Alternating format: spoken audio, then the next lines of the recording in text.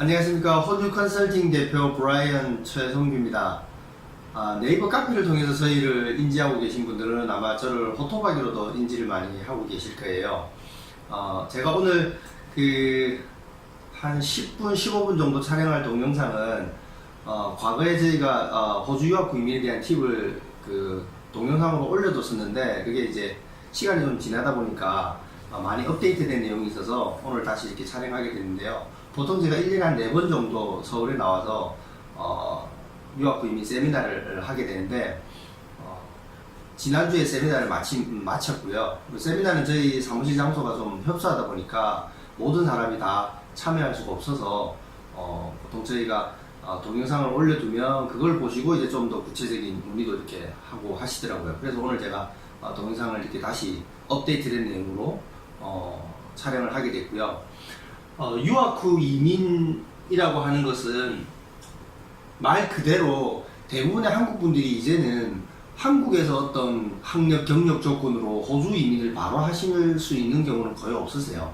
여러분도 아마 좀 알아보신 분들은 아실 텐데 점수를 따져도 점수제 이민에 충족이 대부분 안 되십니다. 그래서 한국에서 뭐 5년, 10년 요리하셨던 분도 다시 호주 가서 요리 학업을 통해서 하게 되고요. 한국에서 IT 경력이 꽤 있으신 분들도 다시 호주 가서 IT 학업을 하고 그 점수 충족에 맞춰가는 그런 상황입니다. 그래서 제가 유학 후 이민에 대한 요 아젠다를 가지고 도대체 어떤 부분에 정확한 포커스를 두고 여러분들이 방향 설정을 하셔야 되는지를 짧게, 보통 이 세미나 내용은 한 3시간, 4시간 이상 되는 내용인데 제가 정말 축약해서 핵심 포인트만 좀 알려드리도록 해보겠습니다.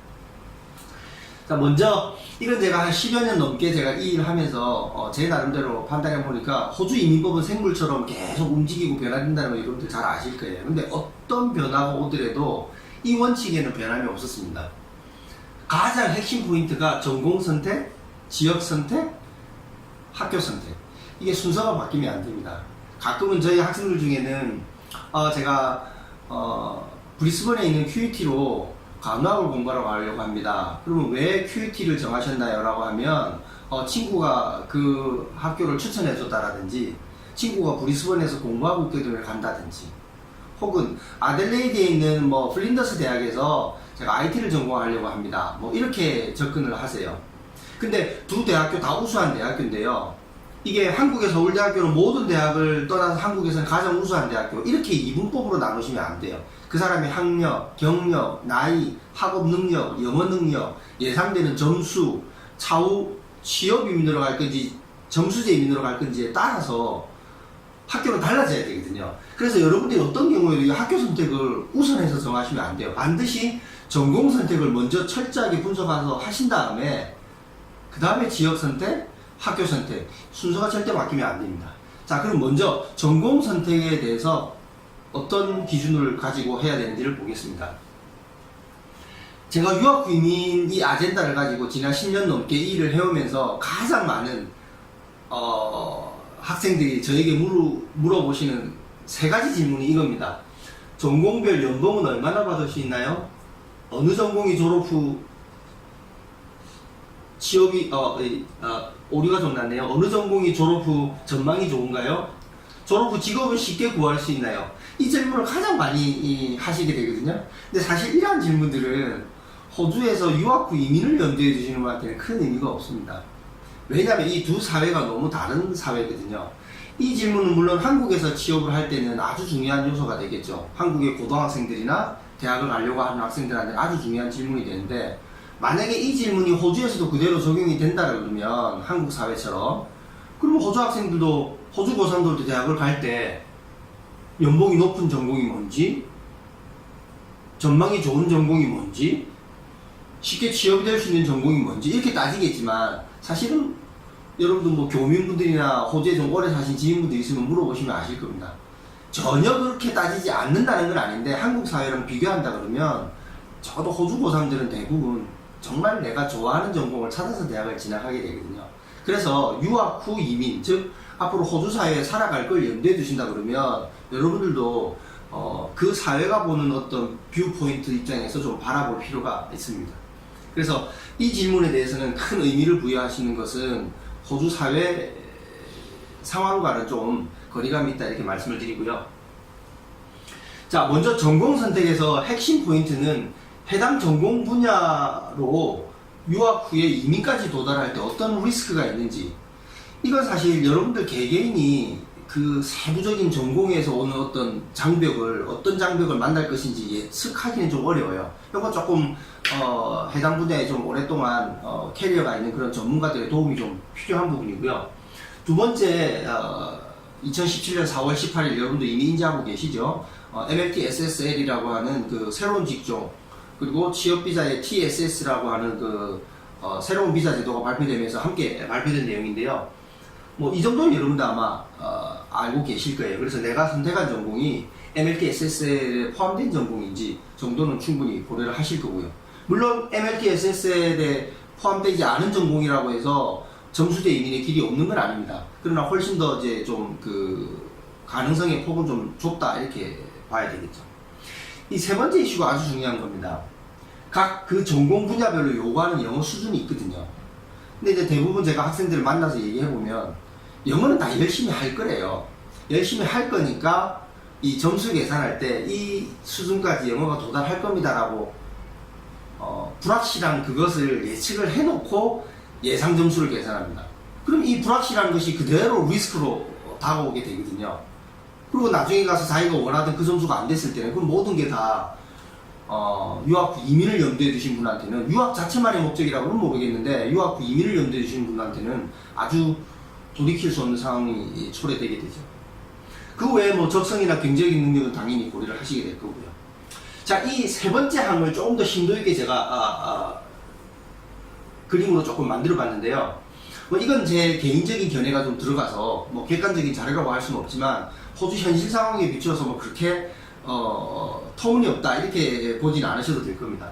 먼저 일반적으로 저희 학생들을 제가 뭐 1년에 유학 후 이민 목적으로 가는 학생들이 저희가 수속에서 이렇게 케어를 하는 학생들이 한 250명, 300명 정도 되는데요. 그 학생들이 초기에 한국에서 뭐 영어 수준은 다 제각각이지만 보통 특수한 뭐 한 5% 정도 아주 영어가 부족한 하위 5% 정도를 제외하면은 대부분은 이 5점에서 6점대 정도에 머무르고 계신 수준이세요. 그리고 IELTS를 따졌을 때 네이티브가 한 9점대라고 한다 그러면, 물론 네이티브가 시험 친다고 해서 9점 만점을 받지는 않습니다. 한국 사람이라고 해서 한국어 논술을 아주 잘하거나 이러지 않는 것처럼요. 그러나 어쨌든 제가 도식코 하는 입장에서는 영어를 아주 잘하는, 거의 뭐 네이티브에 버금가는 수준을 8점, 9점대라고 한다 그러면, 자, 한국의 평범한 학생들이 5점, 6점대에서 공부를 한다라고 하면 당연히 영어는 성장하겠죠. 그렇지만 이 학생이 네이티브에 버금가는 수준까지 도달하지 못한다는 건 인정하시죠? 그건 우리가 누구나 다 예측할 수 있지 않습니까? 그러면 어디선가 그 중간 지점에서 멈춘다는 거잖아요.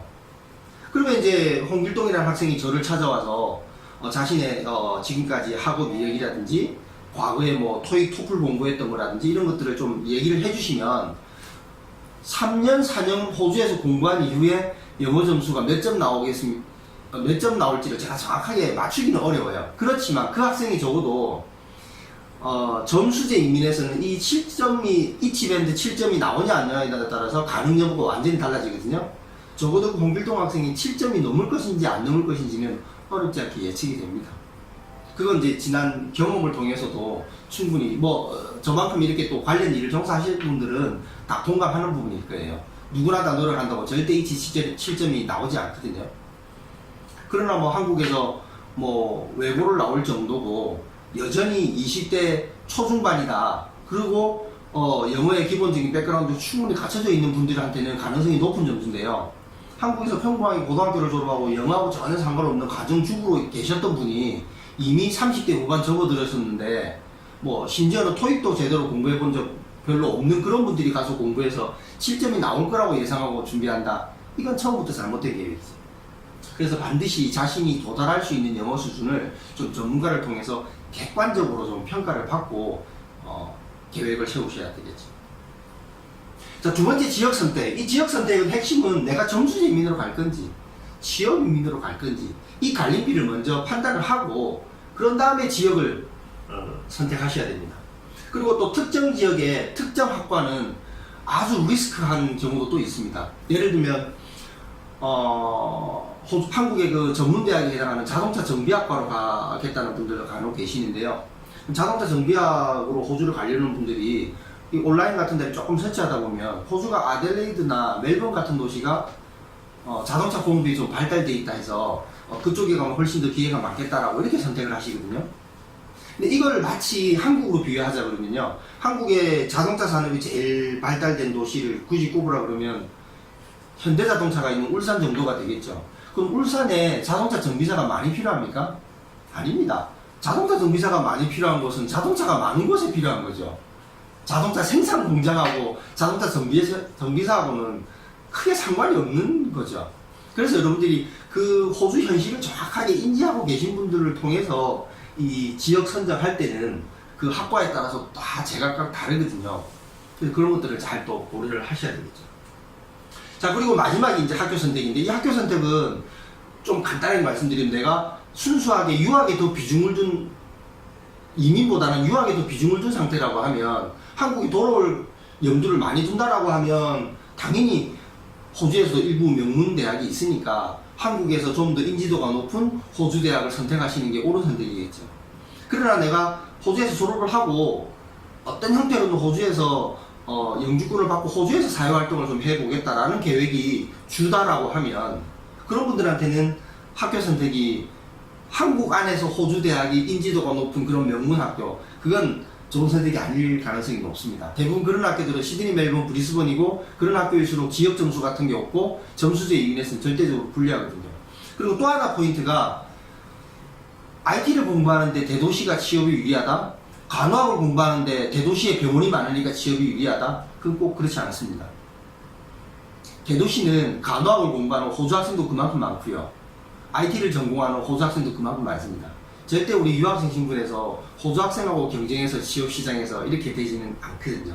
그래서 그 지역적인 분석을 정말 잘 하고 지역 선택을 또 하셔야 되고 학교 선택을 하셔야 되는 거죠.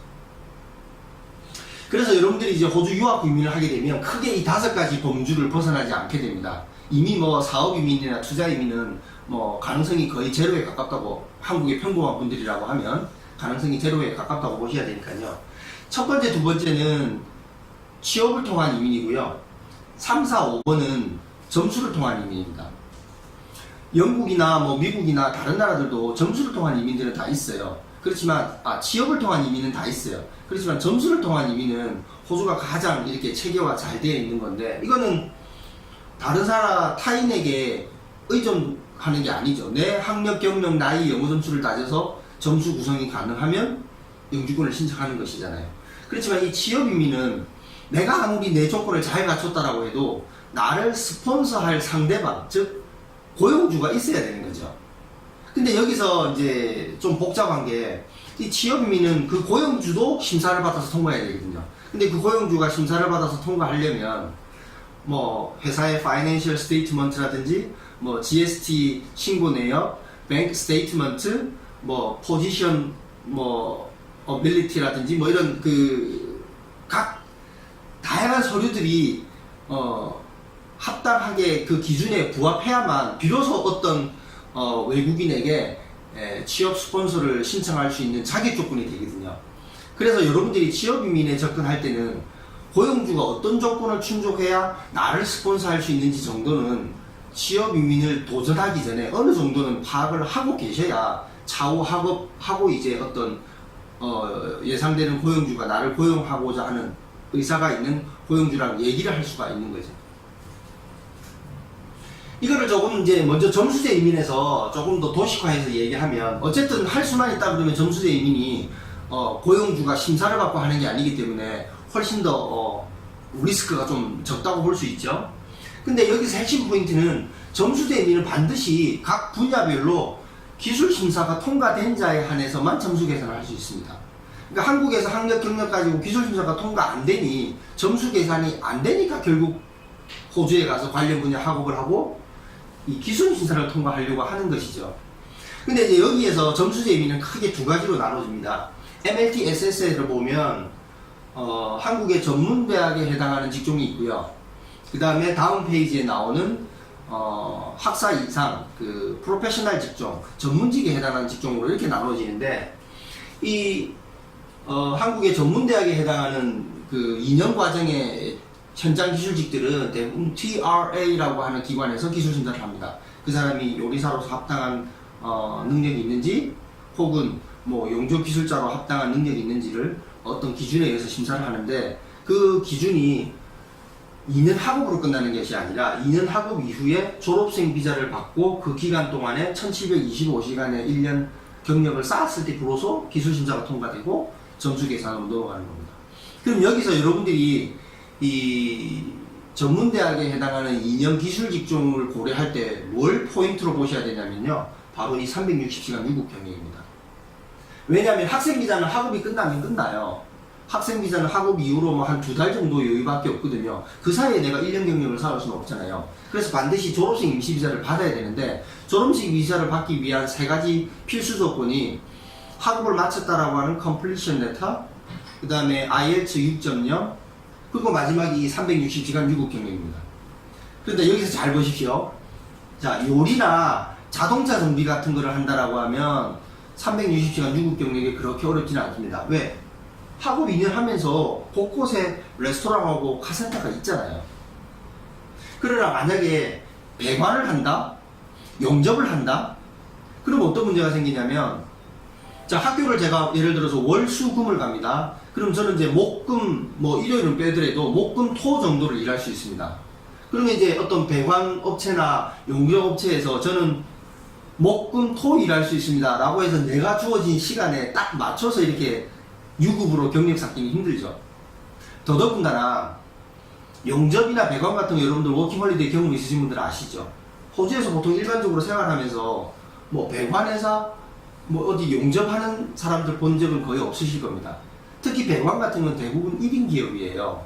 아주 특수한 규모 있는 회사 말고는 대부분 그냥 1인 기업에서 어떤 뭐 가정이나 어디에 문제가 생겼을 때 가서 그걸 이렇게 수리를 하고 뭐 이렇게 하는 것이거든요. 그러니까 고용 창출 자체가 많지 않은 직종이고요. 그리고 어떤 정해져 있는 한정된 레스토랑, 카센터처럼 정해져 있는 한정된 곳에서 하는 일이 아니다 보니까 내가 학업하면서 이 360시간 경력을 쌓기가 매우 어려운 직종이 되죠. 이게 안 되면 졸업생 비자가 안 되고 다음 단계로 못 나가는 거예요. 그래서 2년 현장 기술직을 염두에 두시는 분들은 내가 선택한 전공이 이 360시간 유급 경력, 학교에서 하는 실습 말고요. 그게 얼만큼 가능성이 좀 있는지, 내가 해낼 수 있는지를 꼭 살펴보셔야 합니다. 자, 이에 반해서 프로페셔널 직종 같은 경우는 보통은 뭐 학사, 한국에서 일반적으로 평범한 학사가 있다라고 하면 뭐 회계학이나 IT 같은 경우는 한국에서 심지어는 뭐 국문과 나오신 분들도 다 입학은 되거든요. 일부 공학이나 이런 것들은 학사 전공이랑 맞아야 되겠지만요. 그럼 그런 분들은 뭐 석사 2년만 하면 될 것이고요. 호주의 대부분 학사들은 뭐 3년으로 구성이 많이 되어 있습니다.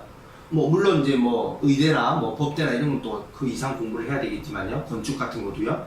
그래서 이런 것들을 졸업하면 IT를 빼고는 졸업과 동시에 영어 조건만 되면 기술심사를 통과돼요. 그래서 결코 이게 더 기간이 더 학업 기간이 좀 길 수 있는데 아까 그 보셨던 이 과정처럼 학업만 가지면 이게 짧아 보이는데요. 결코 이민으로 연결되는 메커니즘은 꼭 그 전문대학 과정이 더 짧다고 보시면 안 됩니다. 그건 잘못된 판단이고요. 그래서 여기서 기술심사를 하면 이제 점수 계산이 이렇게 되는 거죠. 근데 이제 이 학사 전공을 할 때는 저 세부 전공마다 요구되는 영어 수준, 아까 제가 그 그림을 만들어서 이렇게 보여드렸던 것처럼요. 각 전공별로 요구되는 그 세부적인 영어 조건을 여러분들이 잘 판단하셔야 되는 거죠. 예를 들어서 심리학과로 가서 호주에서 심리사로 기술심사를 통과해서 이민을 해보겠다. 심리치료는 말로 하는 거지 않습니까? 근데 우리가 그게 보통 뭐 영어 연수 좀 하고 공부 좀 해서 그 수준의 언어 능력으로 심리치료를 한다, 뭐 교사를 한다, 이런 것들은 정말 만만치 않은 거죠. 그래서 그 전공 분야에서 요구되는 정확한 영어 수준에 내가 도달할 것인가는 유학 후 이민의 성공 여부를 결정짓는 핵심 포인트입니다. 자, 그 다음에 취업 이민은요, 이거는 아까 제가 잠깐 짧게 말씀드렸듯이 학생들은 자기 조건만 가지고 생각합니다. 취업 이민을 하려면 내가 호주에서 오케이 요리로 2년 공부하고 그런 다음에 일정 부분 경력을 쌓으면 내가 스폰서를 나타나면 취업 이민이 되겠네. 근데 여기서 스폰서 나타난다는 가정이잖아요. 거의 이게 9할입니다. 학생이 개인 조건은 1할이고 1할이라고 한다 그러면 나를 스폰서해서 스폰서 찾는 게 9할입니다. 그래서 이 스폰서가 어떤 서류를 가지고 심사를 해야 되는지 여러분들이 알아야만 스폰서랑 좀 깊이 있는 얘기가 되는 거고요. 이건 제가 이 짧은 동영상에 다 설명드리기는 좀 어렵습니다. 이것들은 뭐 언제든지 저희 네이버 카페에서 호주 유학 클럽이라고 치시면 저희 카페가 나오거든요. 거기 보면 각 전공별로 다양한 자료들을 올려주셨으니까 참고하시면 될 것 같아요. 자, 그리고 끝으로 성공 7대 원칙. 그러니까 유학 이민을 목적으로 첫 번째가 뭐라 그랬죠? 전공 선택, 지역 선택, 학교 선택이 잘 됐다라고 하면 그 다음에 이제 호주에 가서 학업할 때는 여러분들이 그냥 열심히 학업만 할 게 아니라 이민법은 생물처럼 움직이는 것이거든요. 그래서 여러분들이 이 7가지를 항상 염두에 두고 그 추이를 좀 지켜보셔야 됩니다. 저희 학생들 같은 경우는 저희 이제 호주에 뭐 시드니 본사 그리고 퍼스 지사에 저희 법무사님이 각각 계시기 때문에 학생들한테 꾸준히 그런 인폼을 드려요. 그리고 카페 공지도 하고요. 근데 이제 그렇지 않은 분들 개별적으로 뭐 수속해서 가신 분들도 언제든지 자기가 늘 이민성 웹사이트라든지 이런 정보의 창을 열어두고 살펴보셔야 되는데 이 EOI 제도라는 것은 과거에는 이민을 신청하면 한 줄로 줄을 쭉 서서 순서를 기다려서 심사를 하는 반면에 지금은 간호는 간호, IT는 IT, 요리면 요리, 회계면 회계 이렇게 줄을 쓰거든요. 그러다 보니까 각 전공 분야별로 인비테이션을 받는 그 점수가 또 달라져요. 그래서 이거에 대한 충분한 이해가 필요하고요. 그리고 기술 이민의 예상 점수는 학생들이 대부분 본인이 생각하는 그 점수가 실제로 계산되는 점수랑 다를 경우가 많습니다. 예를 들어서 한국에서 간호사인 분이 간호사로 8년 활동을 하시다가 호주로 가셨다. 그래서 호주에서 간호학을 다시 졸업하고 간호사가 되셨다.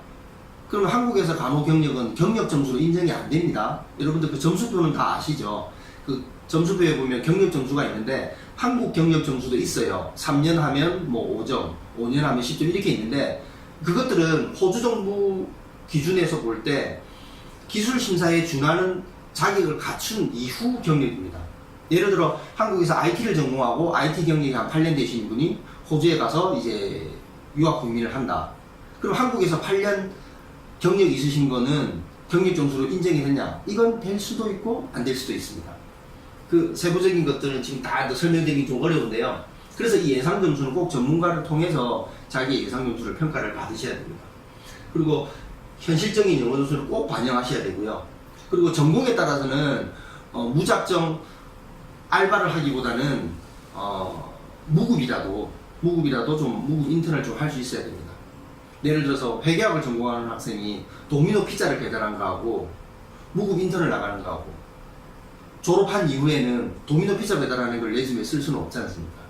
그렇지만 학생 입장에서는 도미노 피자를 배달하면 내가 뭐 예를 들어서 서빙을 하더라도 주말 끼고 일주일에 한 이틀만 해도 내 150만원 생활비 정도는 내 스스로 충당이 되는데 무급 인턴을 나가야 된다 이러면 쉬운 결정이 아니거든요. 그래서 금전적인 계산을 할 때는 단순히 학비만 가지고 비교하시면 안 되고요. 워킹할 때 내가 이렇게 생활해보니까 생활비는 충분히 내가 벌어서 생활되더라 라는 것을 학업할 때도 적용해서 그대로 하시면 안 돼. 그리고 졸업생 비자 같은 것도 미리미리 좀 준비를 하셔야 되고요. 졸업생 비자는 절대 졸업한 다음에 준비하시면 안 됩니다. 졸업과 동시에 다음 넥스트 스텝을 가기 위해서는 졸업 전부터 준비를 하셔야 되고요. 자, 여기까지 제가 준비한 자료인데요. 저희 각 사무실에 이렇게 보면 뭐 시드니, 캔버라, 퍼스, 뭐 멜번, 서울 이렇게 해서 070 번호들로 전화하시면 다이렉트로 전화가 됩니다. 그리고 특히 퍼스 사무실 같은 경우 전화하면 항상 법무사님이 받아서 이렇게 안내를 해줄 수 있고요. 뭐 시드니 사무실도 전화해서도 또 법무사님과 또 통화를 할 수 있습니다. 그래서 언제든지 뭐 전화 문의하는 것은 뭐 언제든지 저희가 환영하니까 그렇게 하시면 되고요. 여기 보시면 저희가 여러분들 팟캐스트 아시죠? 팟빵, 네이버 팟빵에 들어가서 호주 유학 혹은 까놓고 터놓는 호주 유학 이야기라고 해서 저희가 까터유라고 하는데요. 까터유라고 검색하시거나 아니면 팟빵에서 호주 유학으로 검색하시면 지금 제가 이 촬영하고 있는 자료들 음성으로도 다 올려놓고요. 또 유튜브에는 뭐 호주 유학 후이민 이렇게 치시면 저희 동영상이 아마 나올 겁니다.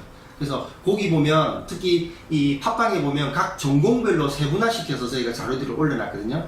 그걸 보시면 여러분들이 유학 고민할 때 전공 선택 그 첫 단추부터 좀 제대로 된 계획을 잡아서 이렇게 나가서 좀 실패를 줄일 수 있는 그런 도움이 될 거라고 봅니다. 네, 감사합니다.